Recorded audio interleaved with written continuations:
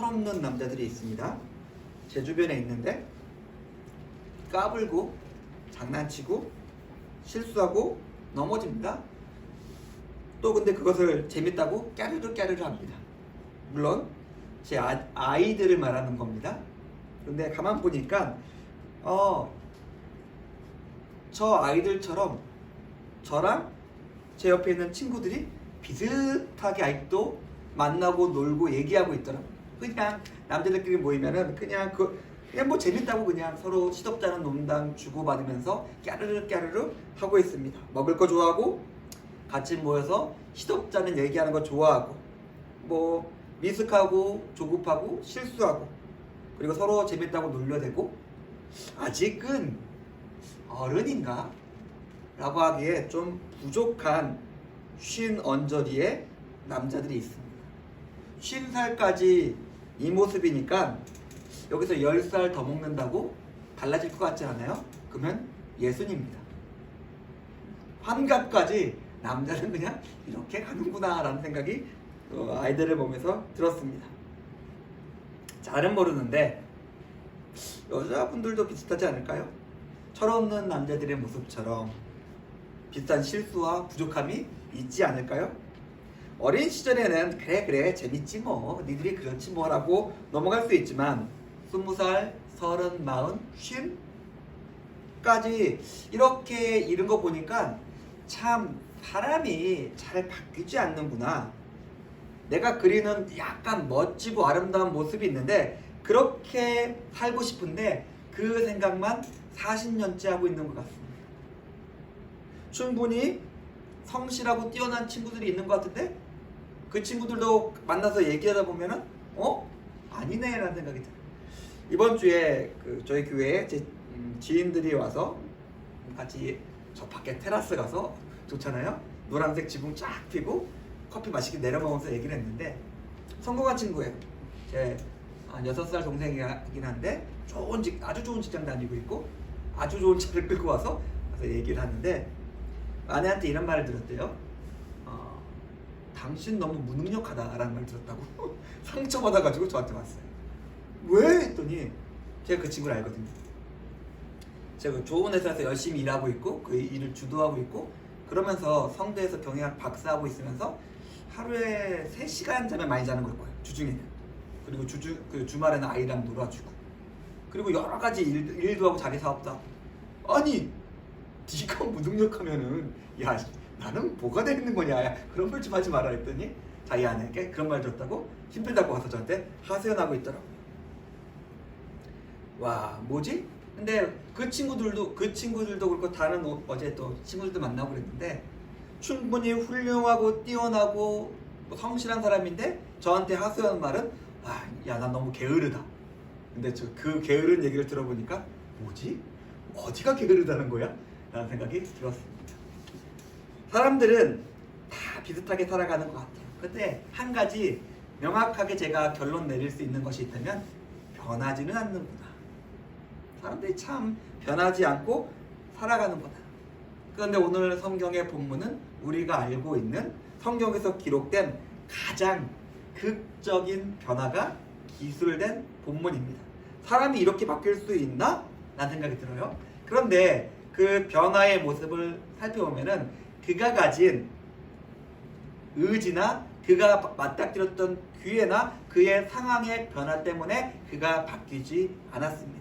여기선 사울, 뒤에서 바울로 이름 바뀌는 이 인물의 변화는 그가 저항할 수 없는 빛이 그를 비췄기 때문에 그가 변했습니다. 오늘 그의 변화에 대해서 생각해 볼 것인데 우리도 비슷한 이야기를 할 수 있을 것 같아요. 이 사울의 변화를 생각해보면서 우리의 삶과 우리 신앙의 지금 모습을 다시 한번 돌아보는 그런 시간이 되었으면 좋겠습니다. 사울은 승리자였습니다. 지금 1절 그리고 8장 7장을 보면은 그는 의기양양하게 그가 이뤘던 승리를 어떻게 표현하면 연승으로 아니면 완승으로 바꾸기 위해서 박차를 가하고 있었어요. 자, 여기서 멈추면 안 돼. 더 달려야 돼. 더 이겨야 돼. 더 가야 돼. 더 확장해야 돼. 라고 생각하고 있었습니다. 누구도 그에게 명령하지도 않고 요청하지도 않는데 자진해서 그는 명석한 머리로 지금 자기 승리를 확장하고 완결질 방법을 계산하고 있었어요.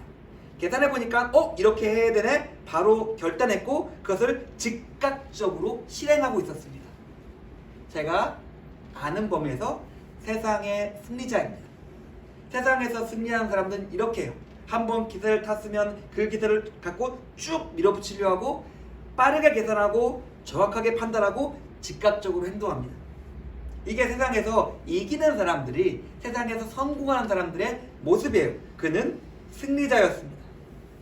아마 뭐래도 잘했을 거예요. 이런 사람들은 율법을 학자라든 율법학자라든 정치를 하든 군인을 하든 어디서나 정점에 서 있을 사람이었습니다. 근데 문제가 있죠. 그의 승리는 앞에 있는 7장과 8장에 읽어보니까 폭력의 승리였어요. 불법의 승리였습니다.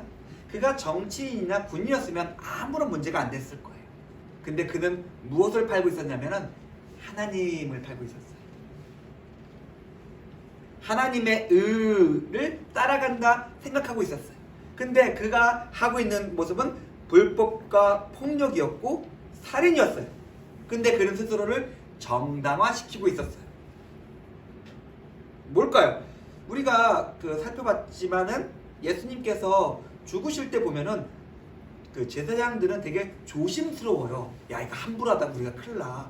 우리가 함부로 사람 죽이면 안 돼. 라고 조심하면서 로마에게 넘기고, 로마는 또 다시 넘기고, 예수님께서 계속 왔다 갔다 거리세요.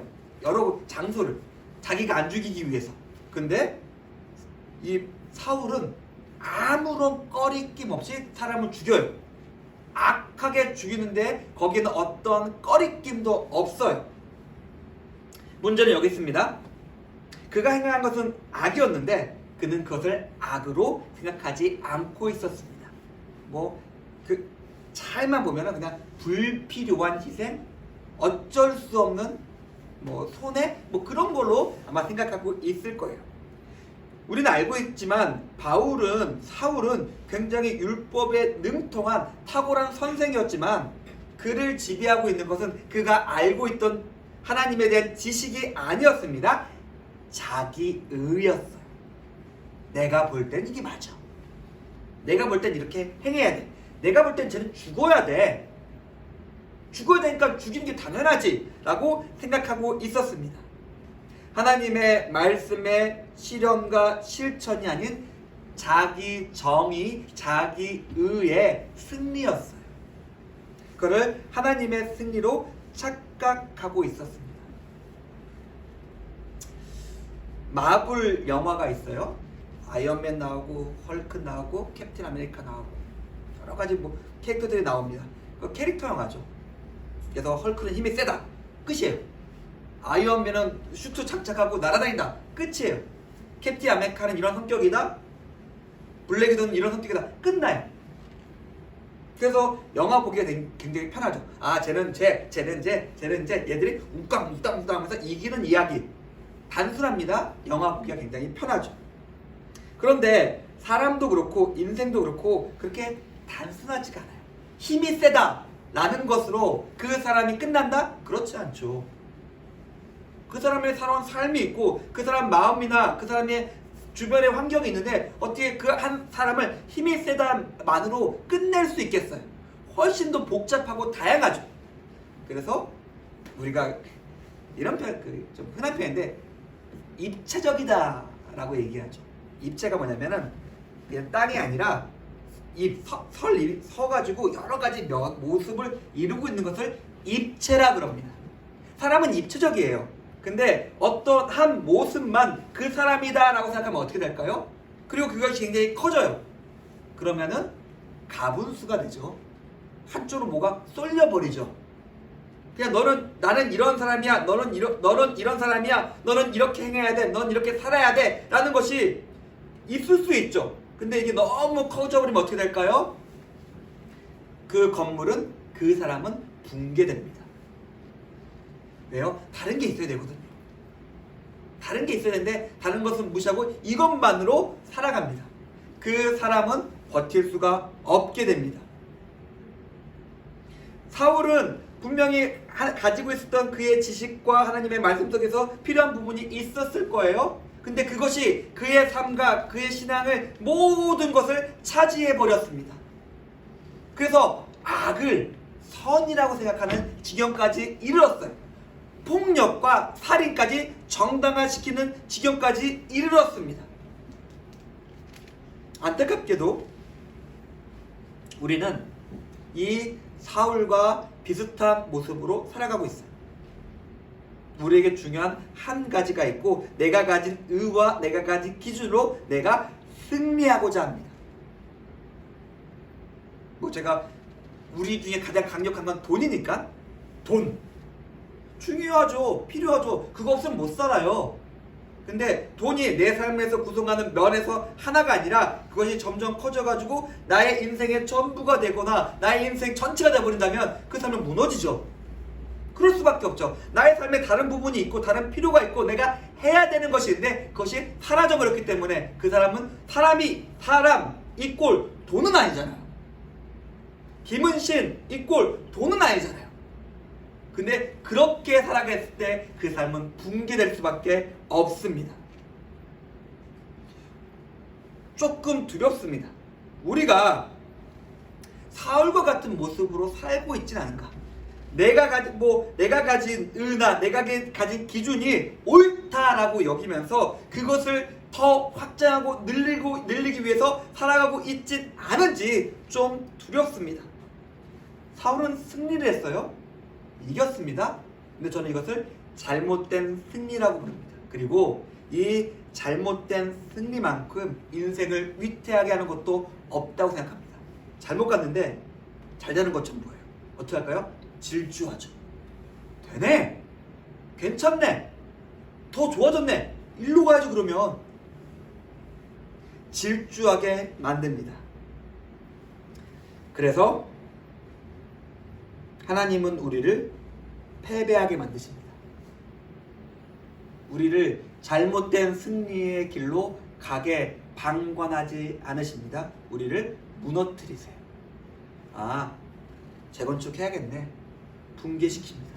너의 모습을 봐. 너가 지금 이 모습 속에서 살아가고 있어. 그리고 이 삶이 바뀔 수가 없을 것 같아. 다시 부수고 다시 시작하자. 우리를 패배시키고 무너뜨리고 부수시고 붕괴시키십니다. 하나님은 우리를 잘못되게 이기게 용납하지 않으십니다. 그래서 우리 인생을 돌아보면은 하나님께서 우리 삶 속에서 개입하셔가지고 이기게 하시고 승리하게 하신 횟수보다 훨씬 더 많이 하나님은 우리의 다리를 거세요. 넘어뜨리세요. 가지마! 라고 하면서 우리를 걷어 차세요. 우리가 잘 나가던 길에서 쓰러뜨리고 우리의 계획을 부수고 오늘 본문처럼 충격에 눈을 멀게 만들어서 아무것도 볼 수 없게 만드십니다.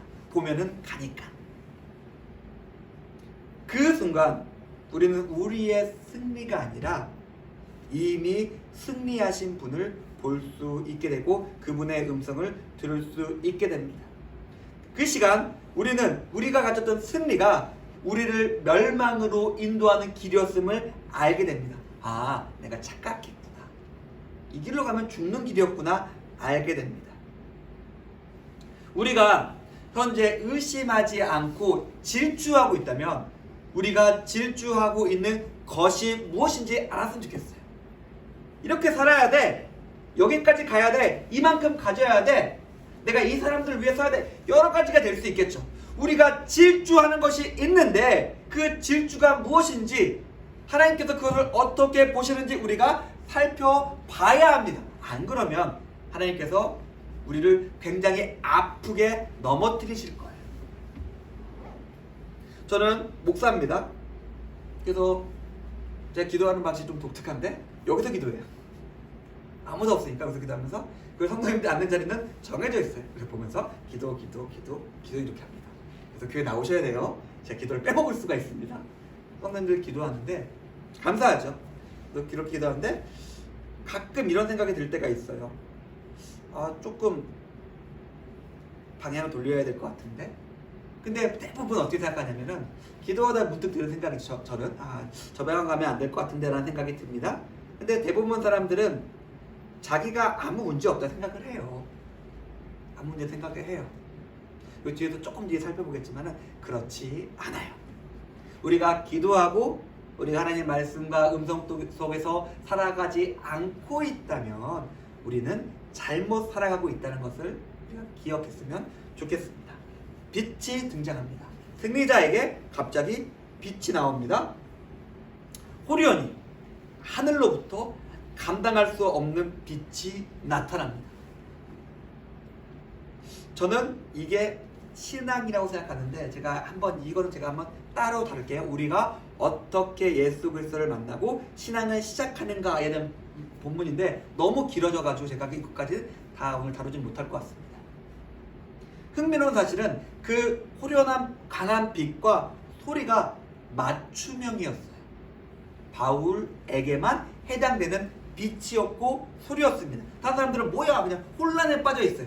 그냥 혼란스러운 거지 아무런 변화나 음성도 들을 수 없었습니다. 왜? 바울만 이렇게 특별하게 대해주셨을까요? 바울이 특별한 사람이기에 하나님께서 이런 초대형 이벤트를 준비하셔가지고 자 여기서 시작해서 그를 거꾸로 틀으셨을까요? 이후에 바울의 삶을 보면 그렇지 바울이니까 하나님께서 이렇게 하셨겠지라고 생각하기 쉽습니다. 그런데 바울에게 일어난 특별한 일은 결코 특별한 일이 아니었습니다. 지금 우리에게 매일 일어나는 일입니다. 말씀이 우리 안에 있는 성령이 빛으로 음성으로 말할 수 없는 탄식으로 매일 하고 계신 일입니다. 이렇게 예를 들어 볼게요. 어린아이가 있어요. 한 3, 4살짜리 아이입니다. 엄마랑 손을 잡고 외출해요. 근데 비가 온 다음이어가지고 엄마가 딱 보더니 우와 저기 무지개다 라고 합니다. 아이가 무지개를 봐요. 생전 처음으로 무지개를 봅니다. 어떡할까요? 놀랍죠. 아니 어떻게 저런 게 하늘에 7 색깔이 경탄하고 그 아름다움에 빠져서 그것을 계속 보기 원하고 잡으려고 하고 만지려고 하고 막 풀려고 하고 별의별 걸 다 할 거예요. 너무 신기하고 너무 아름답고 너무 좋으니까. 근데 무지개를 2번, 3번 보고 5년, 10년 나이를 먹으면 어떻게 될까요? 무지개가 보입니다. 야, 그게 비가 내더니 참 무지개 예쁘게 떴네. 그치? 그것이 가지는 아름다움이다. 그것이 가지는 어떤 의미를 생각하지 않고 그냥 제가 할 길 갑니다. 아유, 다음에 또 저렇게 예쁘게 봤으면 좋겠네 라고 그냥 눈을 만족하는 것으로 끝납니다. 뭐 어쩔 수 없죠. 그런데 전혀 다른데 우리는 성령님의 역사를 무지개 보는 것처럼 대하고 있어요. 처음에 성령의 역사가 우리에게 임했을 때, 우리의 마음에 임재하셔서 우리의 영혼과 우리 존재를 흔드실 때, 그때 우리는 처음 무지개를 보는 것처럼 경탄합니다. 우와, 이게 신앙이구나, 하나님이구나, 흔들리지 말아야지, 내가 이 삶을 살아야지, 이렇게 좋은데 라고 생각합니다. 그런데 계속해서 성령님께서 말씀하시는 그 말씀에 우리는 어떻게 반응할까요? 무지개 보듯 해요. 아, 예, 주님 감사합니다. 알겠습니다. 예, 제가 열심히 살아야죠. 우리가 하나님의 임재 앞에서 성령의 역사가 우리를 흔들 때 우리는 그것을 감당하지 못하는데, 그러나 어느 순간 그것들이 너무 당연해져 버려가지고 그냥 우리 삶 속에 여러 가지 부분 중에 하나, 가장 덜 소중한 것의 하나로서 우리가 여기면서 살아가게 됩니다. 우리는 지금 이런 하나님의 빛, 하나님의 영광, 하나님의 역사에 대해서 어떻게 생각하고 있을까요? 무시합니다. 제가 볼 때 우리는 성령의 역사를 무시하고 있습니다. 대부분의 경우, 많은 시간에서 우리는 성령의 목소리 대신에 바울처럼 자기의 승리, 자기의 의를 쫓아 살아가고 있습니다. 성령님은 지금 여전히 동일하게 우리 가운데 역사하고 계시지만 우리는 그것을 전혀 귀 기울이지 않고 무시하며 살아가고 있습니다. 바울이 위대했다면, 바울이 특별했다면 그 빛을 계속 그 빛으로 보았기 때문에, 그 빛을 따라 걸어갔기 때문입니다. 그와 우리의 차이는 거기에 있을 뿐이에요. 성령 하나님은 동일하셨습니다. 예수님께서 자기를 소개하십니다. 네가 그렇게 미워하고 싫어하고 박해했던 예수가 나다라고 이야기하고 있습니다. 저는 그냥 개인적으로 이 말씀을 적용하면서 바울은 안 그랬는데 우리는 예수님을 이전에도 박해했고 지금도 박해하고 있구나, 함부로 대하고 있구나, 힘들게 하고 있고 아프게 하고 있구나, 와 큰일 났다 라고 생각이 들었습니다. 신앙이라는 것은 받아들이는 거예요. 받아들이는 겁니다. 십자가에 달린 예수님을 내 마음으로 받아들이는 것입니다. 그분을 나의 주인으로 인정하고 그분과 함께 동행하는 겁니다. 근데 우리는 그분을 계속 홀대하고 있어요. 함부로 대하고 있어요. 여전히 우리는 예수님을 박해하고 있습니다. 우리에게 지금 필요한 것이 있다면 호련히 비춘 밝은 빛을 내 마음에 가져오는 겁니다. 그냥 밖에 물리적인 빛이 아니라 내 마음의 조명으로, 이런 표현이 좀 적절하지 않겠지만 실내등으로 바꾸는 거예요. 밖에 하나님께 비춰던 등을 내가 가지고 나서 내 마음의 실내등으로 바꿔야 합니다. 예수 그리스도가 밖에서 밖에 봤던 예수 그리스도를 내 안에 모셔와서 나의 주님이라 고백하는 것입니다. 그게 신앙입니다. 사랑하는 성도님들, 우리 각자 우리의 삶을 조금 들어봤으면 좋겠습니다. 어디에 있습니까? 우리가 바울 이전에 사울처럼 나의 기준과 나의 승리를 위해서 그것을 쫓아 더 큰 승리를 위해서 살아가고 있는 사람으로 살아가고 있지는 않습니까? 여전히 예수 그리스도를 홀대하며 박해하며 나의 것으로 살아가고 있진 않습니까? 예수님께서 여전히 불쌍하게 내 문 밖에서 두드리면서 계속해서 나의 이름을 부르시고 계시진 않을지 심히 두렵습니다.